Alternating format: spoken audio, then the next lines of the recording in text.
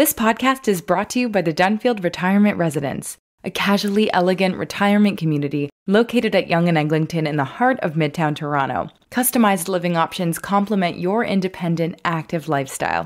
Learn more at thedunfield.com.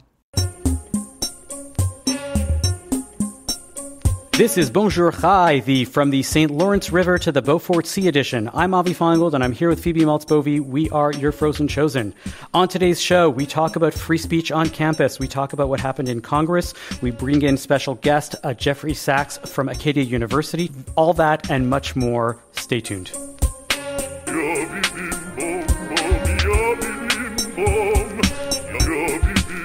Phoebe, happy Hanukkah. You too, Avi. How's it going? There's, the kids' Hanukkah party, the grown-up Hanukkah party. Last night was the synagogue's, my synagogue did the Latka Hamantash debate, which of course started at our alma mater, University of Chicago. And they had a lot of wonderful arguments, pro-Latka, pro-Hamantash. I'm sure. Who won? Which food item? Latka won. Absolutely. Okay, good. And I think they won on the sympathy vote, not necessarily on the merit of the arguments, but they were specifically going for that. Good arguments made on all sides, even though I'm always Team Latka. What about you? Been doing anything? I made latkes that broke our food processor with the force of all. It was an old food processor. It had been my parents' food processor before, and it finally conked out with this batch of latkes. So I learned a cooking hack a couple of years ago for latkes is that you can buy in the supermarket pre-shredded potatoes, frozen, that they use for to make hash browns. If they're just potatoes that are shredded and they sell them to you frozen, and you can make latkes almost instantaneously. Sounds like I'm going to have to be doing that in the future until dealing with the food processor. Yeah. We have a lot of topics today, and we decided to bring on Jeffrey Sachs to be able to talk about all of these topics. Dr. Sachs is a professor of political science and history at Acadia University. He writes and teaches about academic freedom on campuses today, amongst many, many other topics, and that is, of course, going to be our main topic. Jeffrey, welcome to Bonjour Chai. Happy to be here. Yeah, thank you so much for joining us, a fellow new Canadian American. That's right. Myself. And Avi's in America. I am in America. I'm the Canadian in America. The process hasn't started yet. I'm still technically a visitor. But let's not talk too much in case, ICE is listening. Let's not go there. All right. So first up, I noticed this week that Pierre Poilievre was in attendance at multiple Hanukkah events at various synagogues in Montreal. I am sure that we are going to... Who is Pierre Poilievre for the uninitiated? If you don't know who Pierre Poilievre is, you don't belong on this podcast. No, I'm kidding. Pierre Poilievre is the leader of the Conservative Party and technically the leader of their opposition. And by a lot of people's accounts, might be the next prime minister, might not. There's a lot of things that can happen in the next couple of years. I'm sure that when there is an election that comes around finally, we will discuss this at much greater length. But this happened this week, and it was on my mind. Is this a problem? Should synagogues remain free of partisan politics? This is not necessarily inviting an elected official, your own member of parliament or the leader of the country. This is just, somebody who's a leader of a political party. Yeah, I think there's a difference between being nonpartisan and being non-political. I can't imagine a synagogue doing its job well in a community and not having some kind of interest in politics and involvement in politics at the neighborhood level. I don't know how you can, read the Torah and not have politics on your brain to one extent or another. It's probably different, though, when we talk about getting involved in partisan politics. And maybe there's a case to be made. Synagogues should just not be inviting members of either party, especially if they're going to be talking about a political issue. What this made me think of was when I was in Hebrew school in New York, on the Upper West Side of Manhattan, that we went, my Hebrew school class went on some trip to go lobby DC for very, very progressive policies. And I was, as you might imagine, some sort of horrible contrarian child. And I was not in agreement with some of the policies, yes, not all. And I remember thinking that but I remember thinking even at the time, was this really the place of synagogue or temple or whatever to embrace politics on such a specific policy type level, especially because you might want to belong to that community, but not necessarily agree with whichever politics. Yeah, it's interesting that you brought up what you said, Phoebe, because I saw that at my kids' school in the past couple of months. They were writing letters to Congress, and for ideas. And what sort of school is this? This is a modern Orthodox Jewish day school. Okay. Just for the listeners who may not know. These were ideas for which I agreed with, and I still felt like this is a little awkward. I don't necessarily want my kid to be put in a political position. Maybe she does disagree. Maybe there are students that disagree. And I was thinking about it, and I think really, I like when synagogues go and have debates, right? When there's an election cycle coming up and they invite everybody, right? I think that there's something different about that because they're saying we're not taking a position. We are just becoming a space for the community to be informed on issues that are relevant to our community. If it is your member of parliament, that person should be, invited to come and be part of the community if that's, something that's there. Although I did speak differently about that on our Substack, which you should all check out, regarding the various Hanukkah debacles. And I think that maybe politicians should be exempt from going to all religious spaces unless it's their religious space. But that's a different, that's sort of neither here nor there. But let's table that for now, and let's move on to the larger Canadian-wide issue where Canada shifted its position and shifted its vote at the UN General Assembly, calling for a ceasefire in the Israel-Gaza war. Do you think that the shift is a reflection of the Canadian people? Do you think that that Canada is taking a bit of moral leadership despite its, what the population is saying? Well, I have a lot of complicated thoughts about that. I have some less complicated ones about a CIJA tweet that I will also talk about. In terms of the calls for ceasefire, I think it's interesting. It changes what that means. When I saw people calling for a ceasefire on whatever October 8th, I thought, okay, well, I don't think I could say in polite language what I thought about that. But the death toll obviously rises, with time, and, wars can't go on forever. And I think that somebody could be for a ceasefire now who maybe even thought a call for a ceasefire a month ago was, a horrific thing to even say. So you know what I'm saying? Where I stand on this myself, sure. I don't want to see people dead, right? I also don't feel like I have the military expertise to know I also don't want to see Hamas have any sort of power. I don't feel like I have the expertise to say what would get Hamas out of power or whether there's some sort of super Hamas waiting in the wings if Hamas is out. I don't know. I'm just some idiot, right? What do I know? But I guess what I'm saying is I don't think that it necessarily... I don't find it unexpected that Canada would vote this way and that the U.S. wouldn't. I don't find that particularly surprising. I don't think...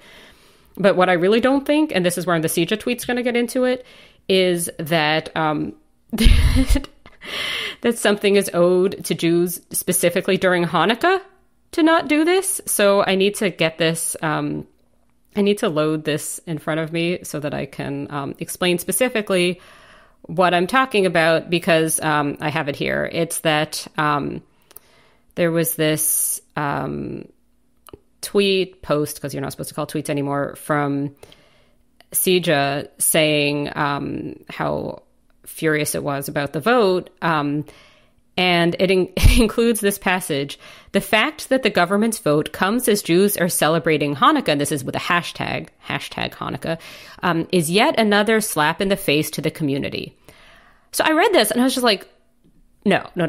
This is not how the world works. You don't this should be on its merits. Either vote for a ceasefire or not on the merits. You can oppose that vote on the merits. You don't do it as some sort of strange version of safe spaces, sensitivity during this time. We'll wait till it's not Hanukkah and then do it. It doesn't make any sense. Yeah, and there's too many variables, and I'm with you. I think I don't want to see more people dying, but to me, the thing that it sort of is exposing is that there are many people that are pro-Israel, that are Zionist, that care about, humanity also, and think that you can be Zionist and still call for a ceasefire, and that this is not necessarily a contradiction, and yet there are many people within the community that are essentially saying, if you don't support every possible action that Israel takes, you are automatically anti-Zionist, that this is a problem. One more thing on that note, Avi, I was just going to say, and I mean, there is this idea of what does it mean to be pro-Israel? Well, does it mean that you support the Israeli government, or does it mean that you wish well for the Israeli people and for the state of Israel's future in general?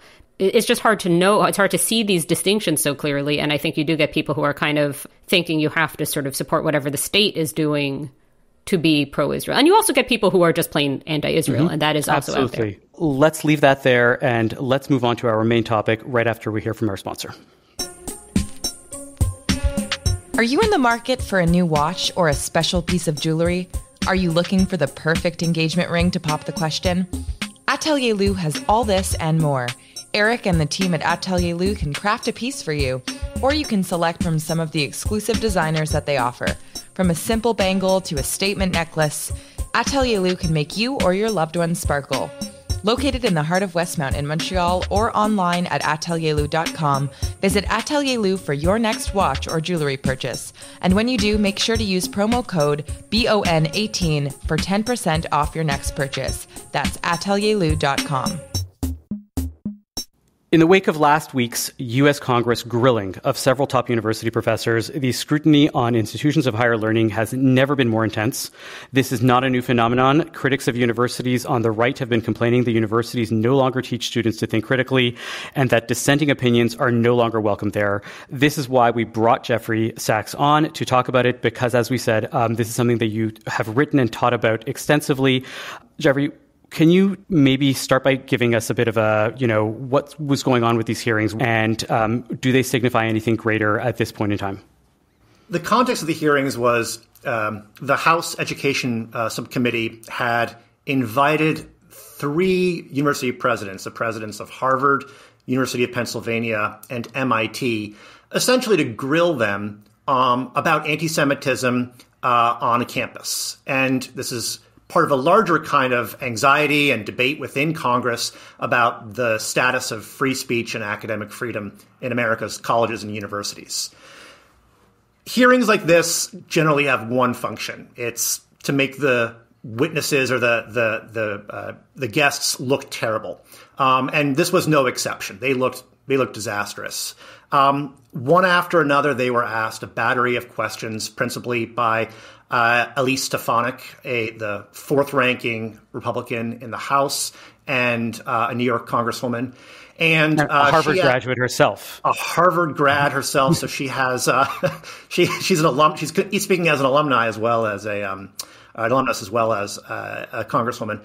And she asked them, among other things, whether or not Jews were safe on their campuses and whether or not calling for the genocide of Jews would violate their student codes of conduct and the policies surrounding speech on campus.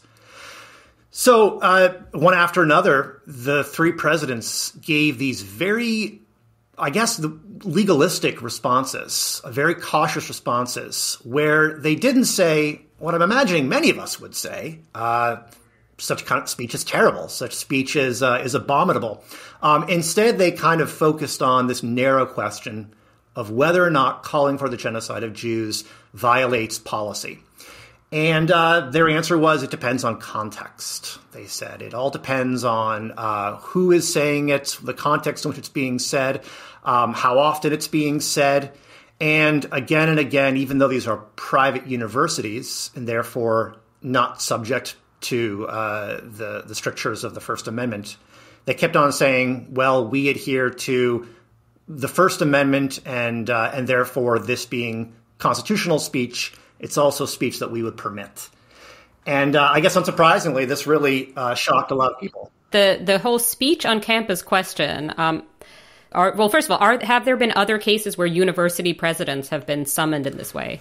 None that leap to mind at the federal level, but certainly at state levels, university presidents and chancellors, with some regularity, get hauled in front of state assemblies and they get grilled on these identical questions. Okay. But usually, but it might be new on the federal level. It seems like, it's certainly uncommon. Yeah, I mean that because so many things have happened on campuses, so many culture wars things, so many sort of fraught things that people care about, and it's interesting, when it has to do with Jews, it becomes suddenly a big deal. And I don't know, I had some feelings about that. But also, I was just thinking about speech on campus in general, because it's such a complicated topic, because on the one hand, you have professors who have unusually a lot of speech protections compared to most people who, if they say something that their boss finds a little bit irritating, can be fired just for, the boss didn't like it. But then on the other hand, you have maybe less, like campuses have this often will feel some sort of duty to have like codes of conduct and all of this, and to not have a sort of full free speech realm. And you've had a lot in recent years of debates about like, is that good or bad? Like, should campuses be, these anti-racist, anti-sexist, anti-everything, like sort of safe space type discussions, right? There's been all of this debate. And I guess I'm just wondering, like what is the state of free speech on campus? Would be a tiny, easy question. Yeah, exactly. Well, I mean, it's incredibly complicated because there's no one state of free speech on campus. I mean, the campuses that were picked, Harvard, MIT, University of Pennsylvania, these are, leading Ivy League or Ivy adjacent universities. The case for University of Pennsylvania makes total sense because several months prior to the attack, or a month prior to the attack, University of Pennsylvania had hosted an event called Gaza Rights. It was like a literature meets politics history in the context of Israel and Palestine. And some of the guests were accused, I think very credibly, as being anti-Semitic, certainly as being anti-Zionist. And so the question was raised then whether or not University of Pennsylvania should be in the business of hosting those kinds of speakers. That, lit a fire. And then once the attacks happened, and all these new controversies erupt on campuses, it just explodes into a general conflagration. Harvard, the same thing. I mean, Harvard is no stranger to controversies about free speech generally, but especially about Israel and Palestine and Palestinian politics. So they also had their run-up of events. I think it's a mix of that, and it's a mix of just the fact that these are high-profile universities. And that's catnip for Congress. Yeah. So I was just wondering how much you think this is about Israel and how much this is more just about Republicans' general opposition to higher education and to especially elite higher education and these kind of culture wars issues around education in general, and whether this was like how much has had to do with Jews or Israel at all, and how much this was just a pretext for being like, screw you, fancy universities. I don't know. It's really hard to say. One of the major Republican leaders who was involved in the hearings is a woman named Virginia Fox, who I believe is a South Carolina Republican congresswoman. But she is a long time, she has a long, deep-seated interest in campus free speech. She's been organizing congressional hearings on the matter for the last decade. I believe it's longstanding. Elise Stefanik, I don't know. I tend to think that what really mattered in general is this is really great politics for Republicans in Congress. It is a wedge issue within the Democratic coalition. It is, a uniter on the right, on the Republican side.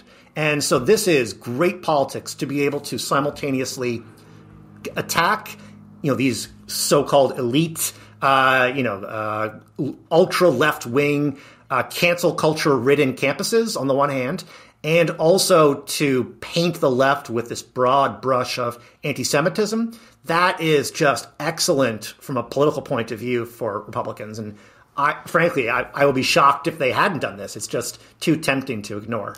They made the point this week on the New York Times daily podcast about how this idea that the right gets to be on the side of the Jews and to be fighting anti-Semitism is really convenient for them, because all that does is it takes away attention from the fact that there is, a lot of anti-Semitism on the right with regards to great replacement theory, and a lot of various right-wing politicians and right-wing speakers have been very involved in this, and that they're able to now go and say, no, don't look at that, look at this instead, right? Which is very similar, if you think about it, to what has happened for a very long time in the other direction. And that's what's galling to me about this, everybody's going and saying, stop, shutting down the anti-Semitism, where for such a long time, the right has managed to especially members of the establishment Jewish community, people like Sija have been, or Hillels across campuses have been shutting down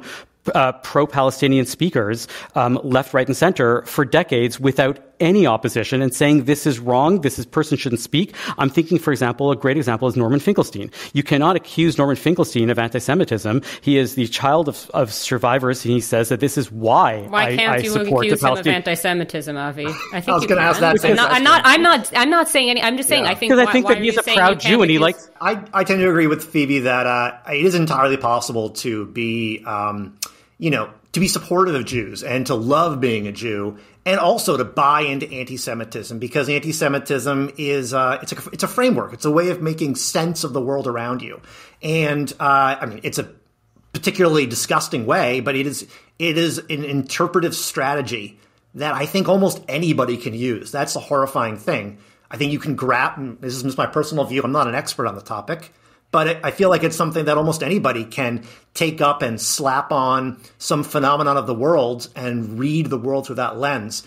I don't know if Finkelstein is. I think that there are a lot of people who have, in their conscious mind, no problem with Jews, maybe even love them, and yet buy into anti-Semitism. Maybe even like philo-Semites might fall into that trap. Philo-Semites for sure. I just wanted to ask about like the campus speech thing of... Yeah. A lot of the reason why you brought me here. Oh, sorry. Yes.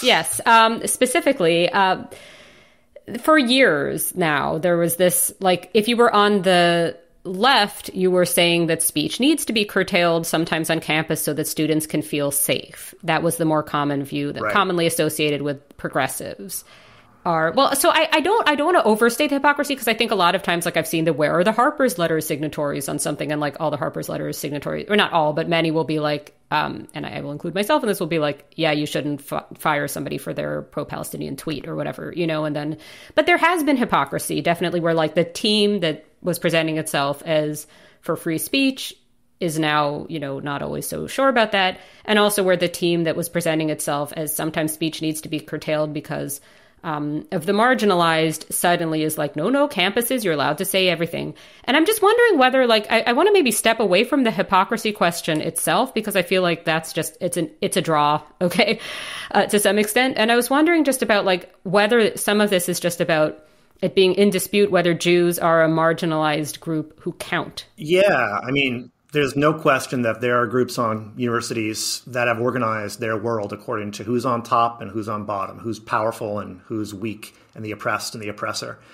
It's such an obnoxious and simplistic way of thinking about the world, and yet I see it. Thankfully, not very much on my own campus, but I see it all over the place. You get, like, the sort of Jews don't count topic is two things at once often. It seems to be both saying, why aren't Jews counted as a marginalized group? But also there seems to be an undercurrent of a lot of people saying this, think the whole thing, the whole enterprise of diversity, equity, and inclusion as it exists, especially in academia, is a problem. And that it's like sort of more of a burn it all down than include Jews. You're right. There is maybe a sense that among some that Jews are categorically white, categorically powerful, and therefore anybody who they're fighting must be weak, must be the oppressed, and the lens of colonialism and decolonization feeds into that as well. It maps very neatly onto that binary way of thinking. You definitely see that on campuses in Canada. That's for certain. I didn't wonder, right, that the issue isn't so much around DEI, but around the fundamental flaw in it, in the idea that, like, once you are oppressed, you are always considered to be oppressed. Once you are an oppressor, you are always an oppressor. You don't have this notion of, like, well, you may have once been oppressed and now you are an oppressor, so we don't know where to put you in, right? That it's messy. And as Jews, we think of ourselves as oppressed historically because of 2,000 years, and yet Palestinians, who were the ones that were deemed to be oppressed in the past 20 years, and and that there's no space for Jews in this framework as being oppressed also because they're automatically an oppressor. And as a result, they automatically get left out of DEI discussions because you are the oppressor. You have no reason to think that we need to give you more diversity, more equity, more inclusion, et cetera, et cetera, et cetera. I completely agree with the basic intuition you're describing that people have about Jews as not being oppressed in any way. This comes out fundamentally, I think, out of just the sheer ignorance that people have. They just have no sense of what Judaism is or its history. I mean, whenever I'm online and I'm watching these debates play out in real time, the fact that comes hammering home to me is just people have zero information. The very fact that in Israel, not everybody is like a descendant of people in the Pale of Settlement is shocking. That there are Middle Eastern Jews, that there are Yemenite Jews or Ethiopian Jews. People have no sense of the diversity. That's the first thing. Did you see the piece, incidentally, about this in the Wall Street Journal, this UC Berkeley professor that did this study of what from the river to the sea means? And people had no clue what it meant. And as soon as they saw the map, exactly, yeah. My definition came up this week, by the way, because I love Macallan whiskey and all whiskeys from the Speyside, and I realized that the Speyside region is between the River Spey and the North Sea, so I am pro the river to the sea as long as you're referring to Scotland. Getting back to the point originally, is there a difference between the way students' speech is protected in Canada versus the U.S.? All right, so in a public university in Canada, students have free speech rights because they, unlike faculty, are protected by the charter. That said, if you call for genocide, there's nothing that's going to save you because that is considered a form of illegal hate speech under the Canadian Criminal Code. If you call for a genocide, that is unprotected speech. So in that sense, in Canada, this is not an issue because we already have the answer. The answer is you can't do it. So is it closer to Europe then in that regard? To the extent Canada even has hate speech laws, it's much closer to Europe than it is to the United States. In an important Supreme Court case in 1990, the court decided that hate speech laws are a reasonable limitation on individuals' charter right to free speech. That would never happen in the United States because no such limitation is considered reasonable, except for a very narrow kind of circumstances that have nothing to do with hate. So, right down the ladder, the situation in Canada will be very different from what you'd find in any American university, where if a public university or a private university that wants to hold to the Constitution is in that position, they're going to have to let those explicit calls to genocide slide. It is protected speech. You can ask yourself simply, if it's the kind of speech that somebody could say in a public square, then absent a few minor differences, they can say it in the public context of a university. Not in a classroom, perhaps. The classroom has special kinds of requirements, but it's something that you could march through the university commons chanting. That is horrific to contemplate, but it's basically the trade-off that we created when we extended free speech rights in the United States to public universities. In Canada, again, it's going to be different.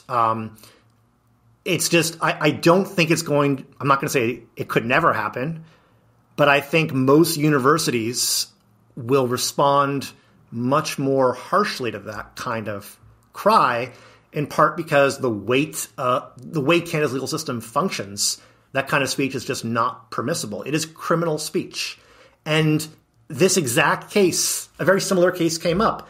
I don't know how many years ago now, but the Supreme Court heard a case involving an individual from Rwanda who had been involved in calling for the genocide of Rwandans, of the Hutus, I believe the Hutus, and had come to Canada, and he was denied entry because he had explicitly called for genocide.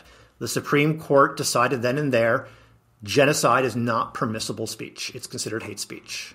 It seems like very expansive speech is allowed of students by the First Amendment in the U.S., but what about these school conduct codes? Like, can a college have a conduct code that says you can't go running through the halls shouting whatever? And can the school decide that that's, like it could have a dress code You know what I mean? Like, could it? Well, a private university can. Yeah, sure. But a private university okay. can restrict any kind of speech it wants, generally, right? And that's why we've got religious universities that say you can't, But a public university can't do that, not if it wants to operate within the bounds of the Constitution. Obviously, some do not have much interest in doing that, but you can have neutral rules about time, place, manner of speech. So you could say, no, you can't run through the halls, you can't run through a classroom shouting slogans. What you can't do is have a rule that says you explicitly cannot say this slogan, because that's a form of viewpoint discrimination, and that'll run afoul of the First Amendment. So I also wanted to just take this away from the sort of what can and can't be done legally sphere, and just where should Jews stand on all of this? What would make sense, do you think? I think personally, I think speaking we need to for all. Yeah, speaking for all. Now that I've been elected the Jewish Pope, I'm going to say we need to, unfortunately, tolerate this kind of speech. We don't want rules saying this kind of speech is permissible, this kind is not, whether in the U.S. or in Canada, absent a very, very narrow subset, like incitements to violence. And calling for a general genocide is not actually incitement. And the reason is simple. These will get turned against us. It will get turned against all kinds of people. Once you have a rule on the books that permits censorship, it's a slippery sword, and it will turn on you so fast because other groups will use that. There are groups that will say calling for the continuation of Israel's attack on Hamas is a form of genocide. And then therefore IDF's representatives should not be permitted to speak on Canadian campuses. There will be those that will say abortion is a form of genocide, and therefore Planned Parenthood should not be permitted to speak on campus. I mean, it will metastasize so quickly. So I think it's a really dangerous road to go down. Look, I agree. I was at, and I think about the time that I was at university, I was at Concordia at the beginning of the Second Intifada. I was the president of Hillel, and things got heated, but things were civil. And I feel like things are no longer civil on college campuses anymore. How do we get to the point where what you're saying is right, that we have to accept that all the speech is there, but also maintain or get back to this era of civility? Is it possible, or are we basically in a new era of universities and we have to rethink the nature of them in general? I think we can pull out of this. I honestly do. I think it's going to. Okay, so the first thing that needs to happen is the rules where they exist need to be enforced. So if you occupy a building, if you tear down signs and posters put up in a public space, you should face the due punishment that is in the student code of conduct or even a faculty code of conduct. If you commit acts of vandalism, there should be a consequence. I remember about maybe like a year ago now at McGill, there was a speaker who had been invited to campus to give a talk about trans issues, and they were generally critical of trans rights. A student threw a bag of flour in their face. I remember thinking to myself, well, that student is going to get expelled. Maybe they did, but I've looked and I've checked the news, and as far as I can tell, they faced no punishment. The fact that you can throw a bag of flour in someone's face at a campus event and get away with it, that should be concerning for everybody. That's all to say we need to enforce the policies that are on the books. Second, university leaders should get out of the game of expressing political opinions that are not germane to education. So there's no reason for any university leaders to take a position on the Arab-Israeli conflict or the Palestinian-Israeli conflict or any other issue. They should just, who cares what university leaders have to say about these problems, these topics? They're not experts in it. They have no knowledge of it. The less they say, the better. These are important changes that I think we could do really quickly in universities in Canada that might help kind of shift the policy, shift the positions a bit, and maybe turn down the temperature, or at least cultivate a more neutral space. What do you make of the way that, fighting bigotry on the whole is a kind of left-wing thing, right? But then you have this one bigotry. What does it mean for fighting anti-Semitism to become sort of a right-wing coded endeavor? Or has it? I don't know if it has, but I think it would be terrible if it did. The worst thing that could happen is for the struggle against anti-Semitism to get sucked into the culture war and to become a partisan issue. Oh, I think that ship sailed. I think it has. Unfortunately, I don't know. Okay. What's going to happen next is Donald Trump is about to be plunged back into the news cycle in a really intense way. These issues are going to come up, and his associations will come up, and it's going to be it'll change things. Honestly, I don't know. If that's going to. I don't know if there's a long-term shift, I guess is what I'm saying. I think you're right that right now, philo-Semitism on the right is so intense, and support for Israel is a Republican issue right now in the way it's not fully for Democrats. But, I mean, things change so quick. I wouldn't be surprised if we snap back to a more familiar kind of state. But it would be a disaster if it did. To the extent that academic freedom and campus free speech has been coded as a right-wing issue has been disastrous. The extent that universities are seen as left-wing, that's been a disaster too.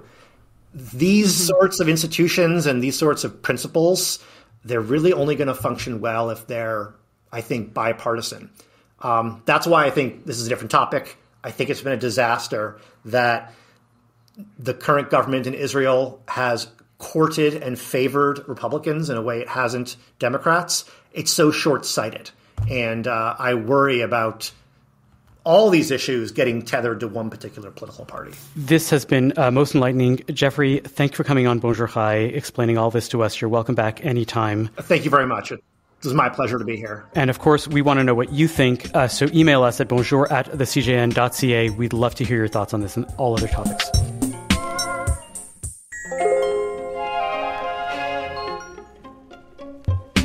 All right, now it's time in our show for Nachas. Phoebe, what's your Nachas this week? My Nachas this week is that my daughter, who just turned 5, can spin a dreidel.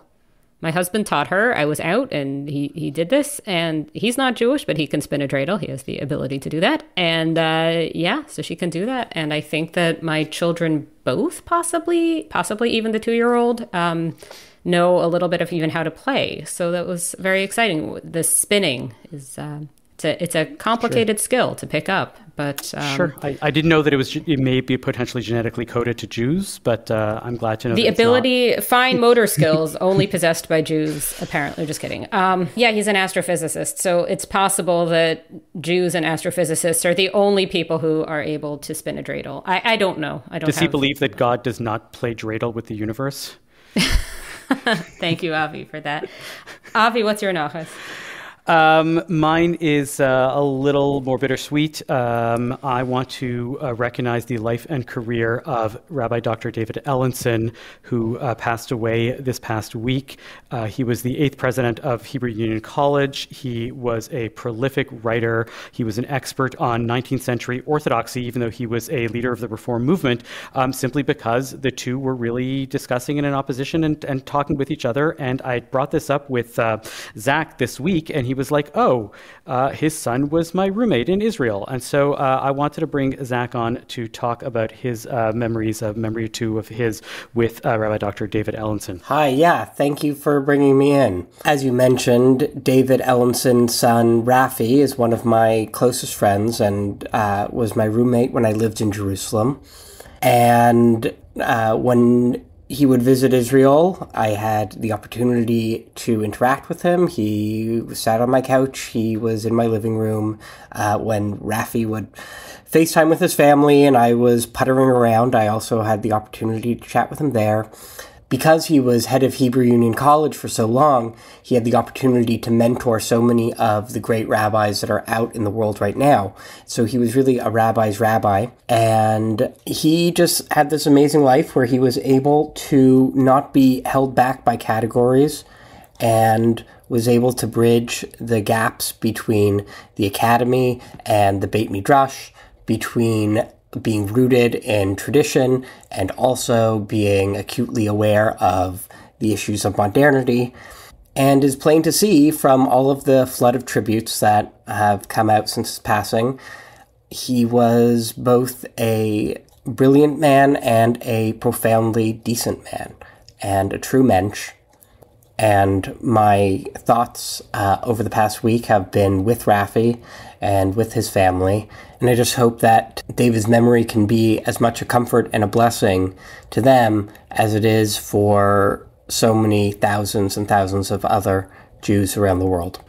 Yeah, if you want to learn a bit from him, it's a bit of log rolling on my part, but I had a wonderful podcast episode with him on another podcast that I did called Remix Judaism. We'll put a link in the Substack and possibly even in the show notes. Why not? Put them in both. But you should check it out. It was about remixing liberal Judaism and how we look at liberal Judaism in the 21st century. It's a great opportunity to hear him. I had a wonderful time talking to him at that point in time. Thank you for listening to Bonjour Chai for the week ending December 16th, Shabbat Parshat Miketz. The show is produced and edited by Zach Hoffman. The executive producer for CJN Podcasts is Michael Freeman. Our music is by So-Called. We are a project of the Jewish Living Lab and are distributed by the CJN Podcast Network. You can listen to all our past episodes on our page at thecjn.ca/bonjour, and you can subscribe to the podcast and automatically receive all episodes on Apple, Spotify, or wherever you get your podcasts. We'd love it if you told a friend about Bonjour Chai. It is one of the best ways that we get new listeners. And as always, please email us with comments at bonjour@thecjn.ca.